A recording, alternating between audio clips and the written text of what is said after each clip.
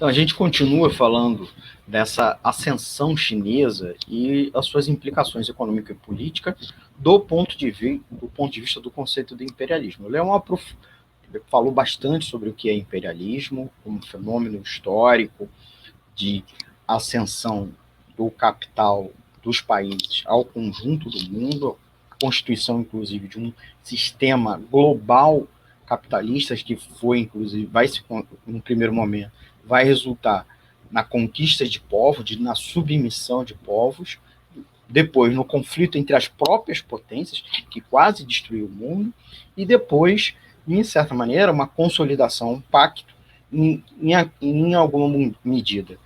O capitalismo comandado pelo o capital por trás dos Estados Unidos, né, comanda o mundo todo, no arranjo, na qual as antigas potências ficam coladas a as antigas potências, Inglaterra, França, Alemanha, ficam coladas a esse capital principal. Mas a gente viveu um período de interregno, na qual, em grande medida, falei 3 vezes na qual, não vou falar a quarta, o mundo, em certa maneira, ficou polarizado porque se criou um espaço no mundo, reunindo um conjunto de territórios, um conjunto de países, de povos, que estavam, em alguma medida, não atrelados a esse sistema capitalista internacional. O que eu quero dizer com isso? Nós vivenciamos, no século XX, o fenômeno dos países ditos comunistas, do socialismo real, que eram sociedades pós-capitalistas. Não dá para dizer, em grande medida, que eram sociedades socialistas, eram sociedades em transição ao socialismo, mesmo a União Soviética, embora algumas delas se desenvolveram economicamente muito, né? A União Soviética se tornou a segunda maior economia do mundo, não só em quantidade, em valores, mas você tinha tecnologias de ponta, você tinha, apesar de uma ditadura sob o regime stalinista, você tinha muita prosperidade e acompanhada de muita contradição. Nós vimos a ascensão da Revolução Chinesa, que também era uma revolução, não só uma revolução anticapitalista, foi uma revolução anticolonial, né? O Leão chamou a atenção nisso, contra o colonialismo japonês, mas também das potências europeias, e que se combinou.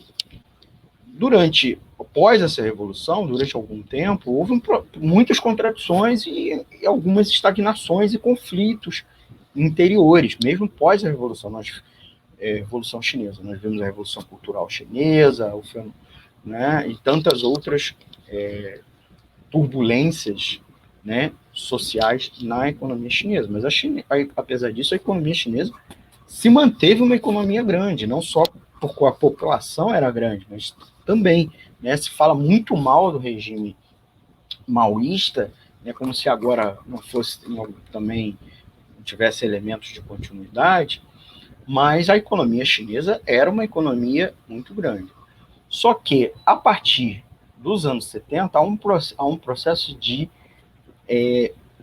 abertura econômica, na verdade, de reformas, mas o que a gente deve colocar que a China se propõe a ser uma fábrica do mundo. Ela faz reformas que reintroduz, em alguma medida, o capitalismo no seu interior, mantendo o regime comunista chinês, e aí é um ponto de controvérsia que a gente precisa colocar.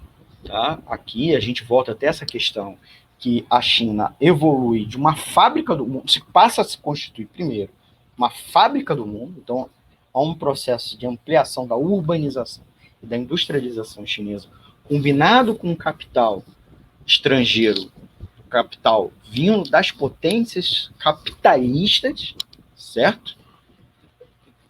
A China se transforma numa base de produção de bens industrializados, no primeiro momento de bens industrializados simples, rudimentares, mas que evolui para eletrodomésticos, eletroeletrônicos.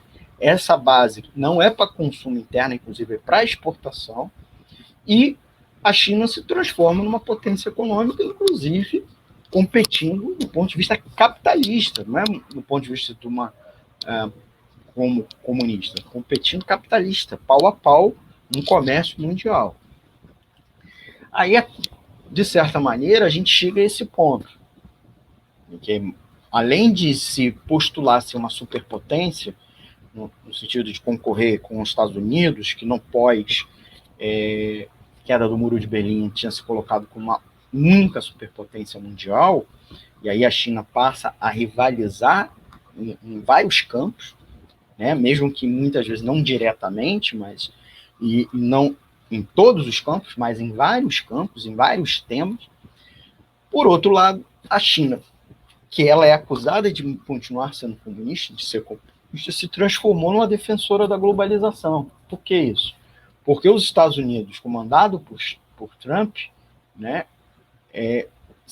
passou a criticar a globalização. Então, os Estados Unidos, que durante décadas se colocava em defesa da globalização, da abertura comercial, das reformas, para integrar a integração das economias, né, a livre mobilidade de capitais, o livre comércio, isso passou a ficar com a China, porque os Estados Unidos passou a reverter isso tudo. Então, ele passou a aplicar intervencionismo, protecionismo pesado. Então, a China passou a ser isso, né? A defesa do multilateralismo, da globalização. E aí até o discurso ideológico americano se inverte em alguma medida, porque ele passa a dizer que o multilateralismo, a globalização, isso tudo é ameaça comunista, isso é coisa de comunista, né? O tal globalismo, eles fecham isso numa narrativa, que é o globalismo e o marxismo cultural, que quer destruir as fronteiras, os estados, como se os Estados Unidos e a elite, não só econômica, a própria elite intelectual americana, durante décadas a fio, defendeu justamente isso, né? Usando instituições internacionais para pressionar, para seduzir, para chantagear, justamente para essa agenda. E agora, o inverso disso. E aí se coloca uma questão: a China é capitalista, mas é dirigida por autodenominados comunistas? O que, né? É isso que a gente coloca. A China é comunista ou é capitalista? Então, nesse sentido, a gente precisa estar discutindo um pouco aqui, primeiro, né? E depois eu queria abordar um outro aspecto. A China está disputando a primazia do sistema imperialista ou se coloca como anti-imperialista, como eu falei no início do programa? Tá? Então, a primeira questão, tá? Nessa emergência da China, a China, ao meu ver, sim, ele faz uma restauração capitalista nos anos 70. Eu sugiro, inclusive, um livro bem interessante, que eu coloquei até bem aqui separado, que é esse aqui, do Nelson Levy. É um livro de 1980, que ele faz uma análise bem interessante, né, sobre as reformas chinesas, né, e as reformas chinesas, no fundo, ao invés do que, naquele momento, vários intelectuais de esquerda e marxistas falavam, que a China estaria abrindo um terceiro mundo, né, uma terceira via, paralela aos Estados Unidos e à União Soviética. Aqui ele critica e fala: olha, o que a China está fazendo é uma integração ao bloco capitalista, tá? Uma integração ao bloco capitalista, está se reintegrando ao bloco capitalista. E já está se postulando uma plataforma de exportações, uma fábrica para as potências e para o grande capital europeu, japonês, tá? E estadunidense. Então, nesse livro. Ele também faz uma crítica importante, que em alguma medida a União Soviética, stalinista, pós-Stalin, mas stalinista, também era um braço subalterno que rivalizava. Ele tinha contradições, e rivalizava. Ele não era assim, em aliança, em concordância, em concerto, né? E esse era o problema. Então ele coloca que a Guerra Fria era uma disputa nesse marco, certo? Então é um livro muito legal porque ele se antecipa. Se você for ler ele aqui, 30 anos depois, muitas coisas se consolidam. Então ele fala nos anos 70, e ele fala também que na União Soviética também passava, no final dos anos 60, por um processo de restauração capitalista. E ele antecipa, inclusive, que em alguma medida isso vai se resolver uma grande contradição, que vai explodir, e acabou acontecendo, que é o fim da própria União Soviética, a restauração, a conclusão da restauração capitalista, certo? Que é a queda do Muro de Berlim e o fim do regime stalinista no leste europeu e na União Soviética. A China, como se antecipa e planifica isso, faz uma restauração, mantendo o regime stalinista, mas com um poder político totalmente burguês, um Estado burguês, porque a burguesia volta como classe social, tá? Que controla o Estado, numa aliança, e muitos dos dirigentes do Partido Comunista Chinês são burgueses, filiados, etc. Então, se volta que a China poderia, e acabou se tornando, numa submetrópole, que é uma potência regional para controlar o leste, né, o extremo oriente, o leste asiático e o extremo oriente. Só que o que ele diz também, e é importante, e isso coaduna muito com o pensamento dos trotskistas, principalmente dos morenistas, é que a China, com isso, ao restaurar o capitalismo, ele, num primeiro momento, se configura como uma submetrópole, quer dizer, não a metrópole, sub-regional, e que isso vai gerar algum tipo de contradição mais à frente, certo? O que nós vamos ver é que essa submetropolização da China evoluiu para um outro patamar, como potência, certo? E mais, talvez, inclusive, como superpotência. E tem a ver, inclusive, com alguns limites do capitalismo internacional, certo? Nos anos 90, pós queda do Muro de Berlim, o mundo, ao contrário do que pensavam os liberais e muitos anticomunistas também, o mundo não caminhou para uma estabilização mundial e para o fim da história, como dizia o Fukuyama, certo? Se é bem verdade, como até coloca aqui o Thomas Friedman, certo? O mundo se tornou plano, mas não no sentido de terra plana, mas no plano porque há um processo de integração econômica, e aí eu até sugiro um outro livro bem bacana, que é do Teotônio dos Santos, do Terror à Esperança.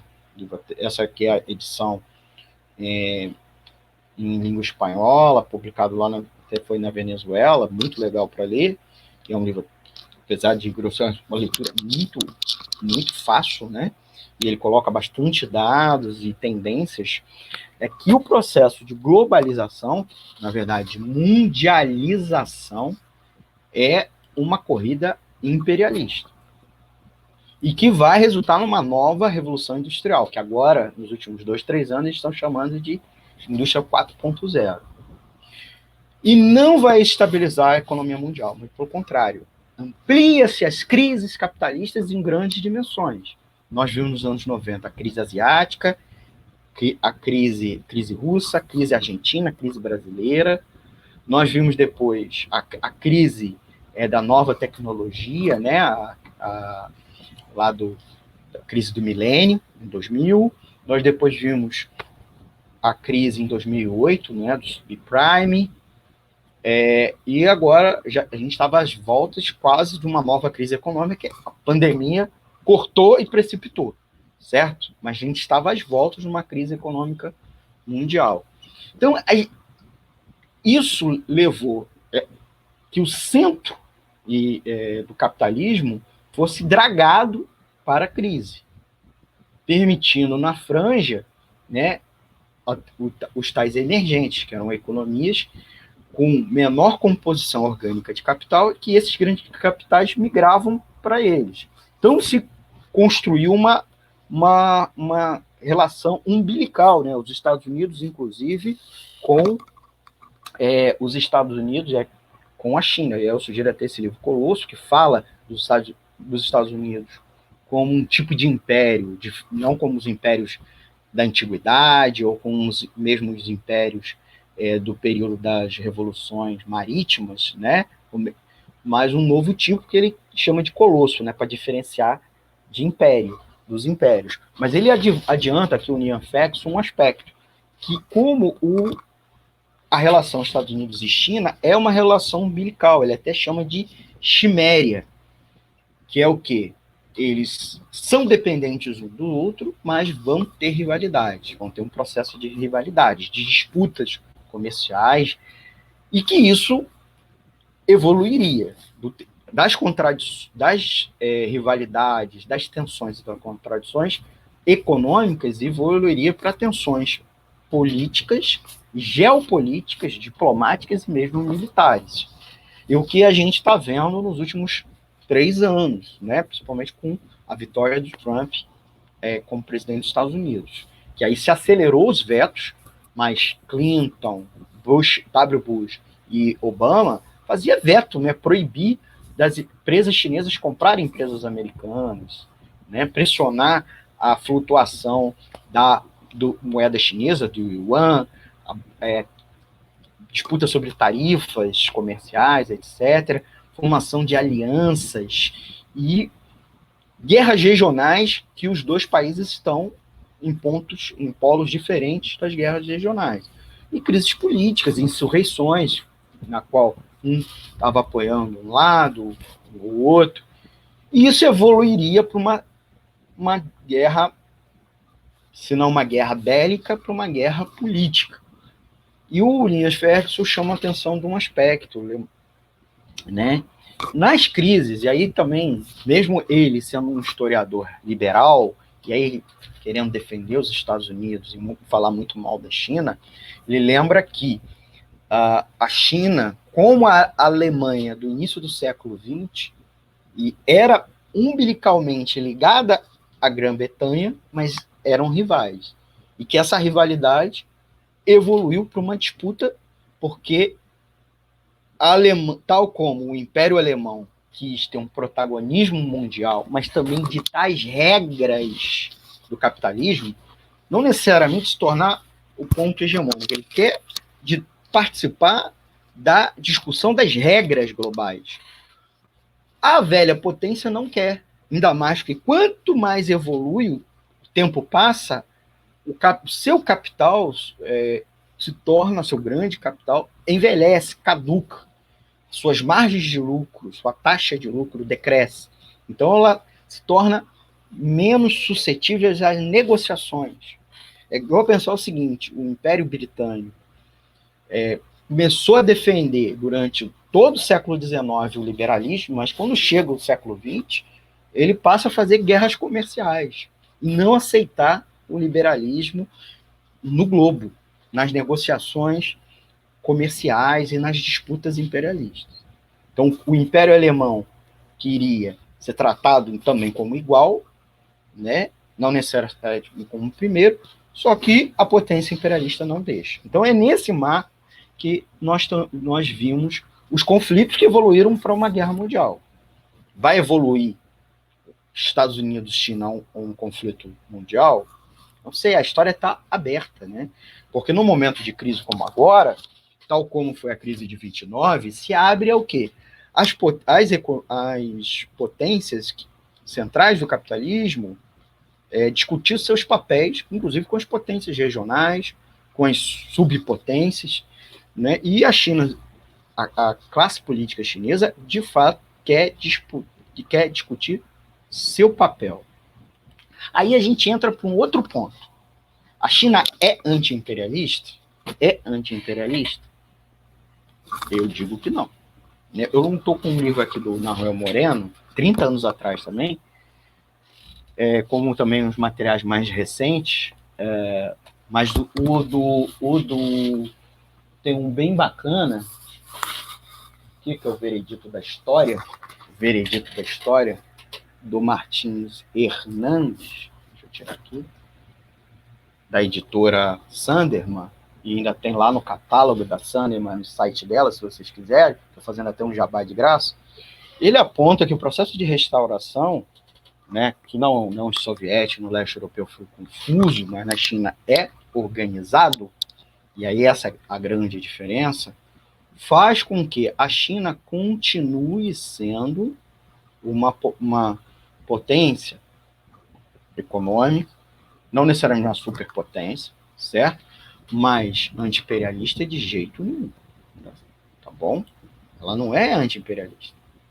E aí a gente pode colocar alguns pontos. Primeiro, ela não rompeu com o dólar como moeda mundial, uma moeda da superpotência, que é um fenômeno novo, né? Embora a Libra Ouro, pré-Primeira Guerra Mundial, e se manteve parcialmente no entre-guerras, tenha cumprido esse papel, a China não está até construindo uma reserva de ouro, negociações diretas com vários, com troca de reservas, né? Mas mantém o dólar. Ele segue com uma política de fábrica do mundo. Então, as empresas americanas e europeias e japonesas produzem na China. Tá? As empresas chinesas são, boa parte delas, joint venture, são capitais chineses, híbridas de capital chinês e privado chinês, não necessariamente estatal, como muito enche a boca a falar, mas capital chinês, mas capital europeu, japonês e dos Estados Unidos. Por outro lado, a China cumpre um papel que ela em si ela é imperialista, ou está dentro do sistema imperialista, mesmo que não seja a potência principal. Ela faz investimento direto na África e na América Latina, que tipicamente típico imperialista, é igual ao que os Estados Unidos, Europa e mesmo o Japão fizeram na América Latina e na África. Tá? Não é um investimento socialista ou ou pós-capitalista ou anticapitalista, nada disso, é um perfil igualzinho. Como empresas brasileiras compram empresas na América Latina, na África e mesmo nos Estados Unidos. Tá? Isso também não o configura como potência principal, muito menos como anti-imperialista. E mais, a China passou nos últimos anos, especialmente com os Estados Unidos brigando com o multilateralismo, e não é briga com o multilateralismo só contra a China, também contra a Europa, né, contra o Japão, porque ela quer se impor, ele quer impor sua agenda econômica que proteja o seu capital, mesmo que isso se enfrente com os capitais dos aliados. Certo? Mas a China se tornou a defensora mundial do multilateralismo. E o multilateralismo, que o Ernesto Araújo chama de globalismo, é a defesa da mundialização capitalista. Certo? Então, gente, a China é uma potência, não necessariamente vir a se tornar uma superpotência, mas vem discutindo a sua burguesia, sua classe política, sua burocracia do Estado, justamente o ter um protagonismo maior. E o que está em jogo, de fato, nessas tensões, que em muitos casos não são contradições a fundo, são tensões que podem até evoluir para algo grave, né, por ser meramente tensão e não contradição, né? Você não possa levar a uma ruptura, né? É que as empresas no mundo, né, cada vez mais, estão se tornando gigantes. Então você tem uma meia dúzia de grandes gigantes multinacionais que operam globalmente, não é só que ela opera fora do seu país, mas ela opera globalmente, mas o mundo se enfrenta numa situação de queda na taxa de lucro, certo? Isso tem como um fenômeno a recorrência e a ameaça permanente de crises, até porque os estados são nacionais, mas as empresas operam globalmente, certo? Então a gente tem esse fenômeno no mundo, né? E, por outro lado, aí isso também leva à questão da financiarização, porque você precisa de um capital fictício para reciclar essa mais-valia mundial que circula e, em certa medida, também diminuir a pressão declinante da taxa de lucro, porque essa, né, a composição orgânica do capital é muito grande e aí que leva à tendência da taxa de lucro. Então, nesse jogo de empurra, né, de global, é o que a gente está às voltas aí com fenômenos como a internet 5G, que está no bojo do que eles chamam de revolução industrial 4.0, quer dizer, a quarta revolução industrial, e também esses conflitos que muitos estão chamando conflitos geopolíticos, estão chamando de nova Guerra Fria, que não é uma Guerra Fria, muito diferente, né, do que foi a Guerra Fria, mas de fato é uma nova concorrência internacional na qual os Estados Unidos não consegue se articular como fez no pós-guerra com a Europa e com o Japão, certo? Então ele não consegue se articular, e é isso o motivo das rixas, que são rixas quentes, mesmo que não evolui para uma guerra direta entre as potências. E aí isso lembra um pouco o que foi a Guerra Fria, que, né, você tinha uma rixa que se manifestava regionalmente em guerras locais, em guerras civis, em revoluções e contra-revoluções, mas nunca um conflito direto bélico entre as potências, até porque se o fosse, provavelmente o mundo todo poderia evoluir para uma guerra. O medo, a ameaça, durante 50 anos, durante 40 anos, foi de uma terceira guerra mundial, inclusive atômica.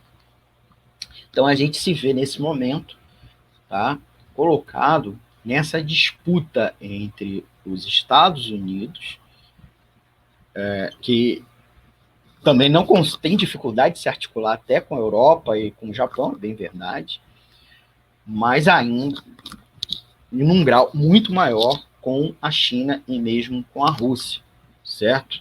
Que não dá para dizer que é uma superpotência, alguém disputa isso, mas que não aceita um papel subalterno totalmente, certo? E é essa a questão central que a gente precisa discutir, né, sobre imperialismo e a China nessa ascensão econômica chinesa, tá bom?